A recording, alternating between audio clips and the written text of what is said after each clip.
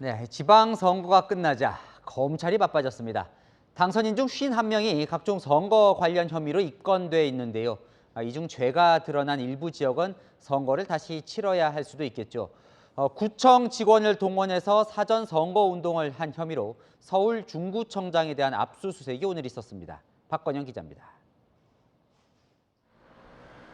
검찰 수사관들이 서울 중구청사 압수수색에 들어간 건 오늘 오전. 구청장실과 비서실 등에서 압수수색을 벌였습니다. 서양호 현 중구청장이 구청 직원을 시켜 구민을 상대로 업적을 알릴 행사를 추진케 공직선거법을 어겼다며 서울선관위가 고발한 사건을 강제 수사하는 겁니다. 압수수색 들어왔으면 적극 협조하는 걸로 하고 있거든요. 고발 시점은 지난 4월이었지만 지방선거에 미칠 영향을 우려해 선거가 끝나자마자 압수수색에 들어갔습니다. 검찰은 6일 지방선거 사범 수사에 속도를 높이고 있습니다. 검수완박 법안 통과로 이번 지방선거는 검찰의 직접 수사가 가능한 마지막 선거입니다. 6개월 공소시효가 끝나는 오는 12월 1일 전에 수사와 기소까지 마쳐야 합니다. 오늘 대검찰청이 밝힌 지방선거 관련 입건자는 1,003명에 이릅니다. 이 중엔 시민단체나 상대 캠프에 고발당한 안철수 의원, 이재명 의원과 김동연 경기지사 당선인 등 당선자도 여럿입니다. 지방선거가 끝나면서 대장동 개발 특혜, 성남FC 후원금, 월성원전 경제성 평가 조작 의혹 사건 등의 검찰 수사도 속도를 낼 전망입니다.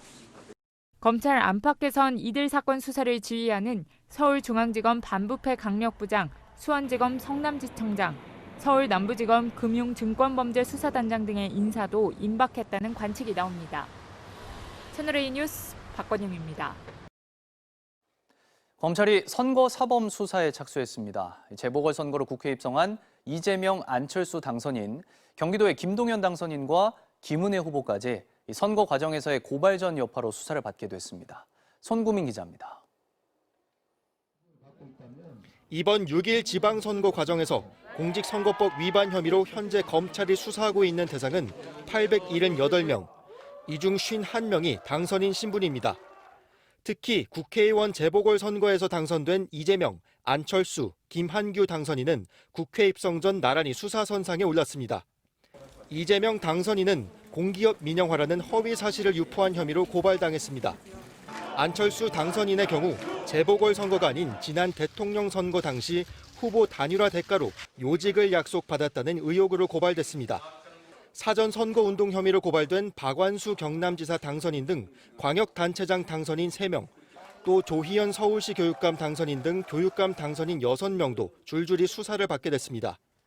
이번 선거 최대 격전지였던 경기도에서 막판 역전극에 성공한 김동연 당선인 역시 수사 대상에 이름을 올렸습니다.